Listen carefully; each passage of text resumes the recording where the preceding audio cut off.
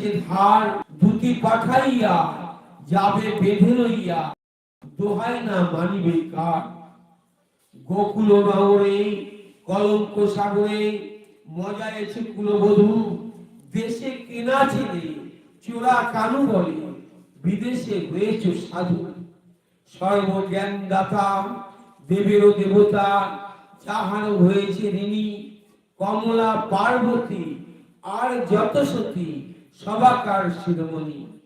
রাধা নাম যার সর্বগুণতার প্রেমময় প্রেমদাসী লোচনে ছাড় হতে চায় তার দাসন দাসের দাসী। এর মধ্যেও মহাপুরাণ লিখিয়ে আছে। যাই হোক, অবতার সার গোড়া অবতার কেন না ভজিতা। তাহলে অবতার সার বলতে কি বোঝায়? আমার প্রথম যখন এই গানটা শুনছিলাম তা আমার মনে প্রশ্ন ছিল অবতার সার বলতে কি বোঝায়। তাহলে অবতার সার মানে যত যত অবতার রয়েছে এই মহাপুরুষ অবতারের হচ্ছে শ্রেষ্ঠ অবতার, এর উপরে আর কোন অবতার আসেনি। সেই কারণে বলছেন অবতার সার গোড়া অবতার কেন না হইলি তারে। তারও কারণ আছে যে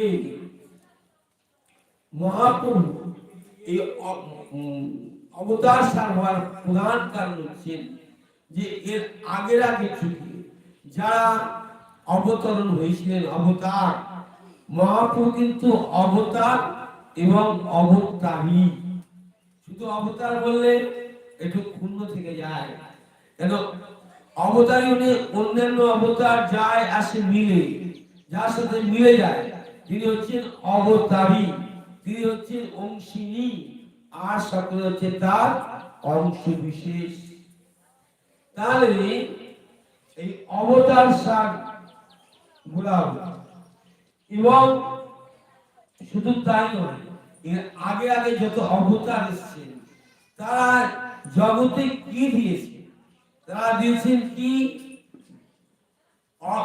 তারা দিয়েছেন চতুর্বর্গ, অজ্ঞান তমের নাম কইয়ে কৈতব, ধর্ম অর্থ কাম মোক্ষ বাঞ্ছা সব, তার মধ্যে মোক্ষ বাঞ্ছা কৈতব প্রধান, যা হইতে কৃষ্ণ ভক্তি হয় অন্তর্ধান।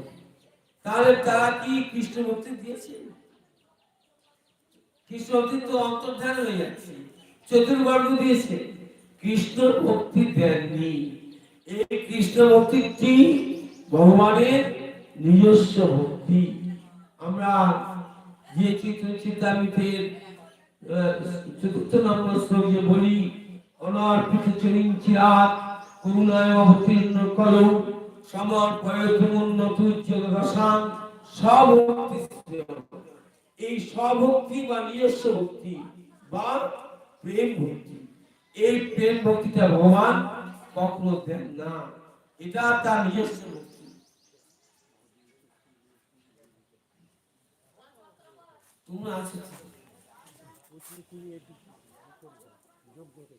তাহলে এই যে আমরা পেলাম মহাপুরুষ কার কৃপা, যে অবতার সারকে পেলাম কার কৃপা?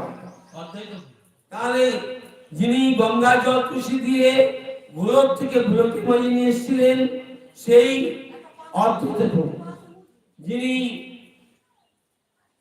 যার কৃপা বলে আজ আমার মহাপ্রভুকে পেয়েছি, সে অদ্বৈত প্রভুর আবির্ভাব তিথি, এই আবির্ভাব তিথি সম্বন্ধে বিস্তর আলোচনা হবে এবং তারা বলবেন তদুপরি আমার এই নিবেদন যে মহাপুর মহা অবদান এটাকেও যেন আলোচিত হয়।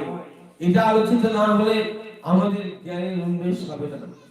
তাহলে এটাও আমাদের এই মহাপুর মহা অবদান এর মধ্যেই রয়েছে, এর মধ্যেই লুকিয়ে আছে। তাহলে অবতার গোড়া অবতার, তাহলে এর আগে আগে যত অবতার রয়েছে, যারা নৃসিংহ বামন রাম পরশুরাম কল্কি নয়, যারা অবতার এসছেন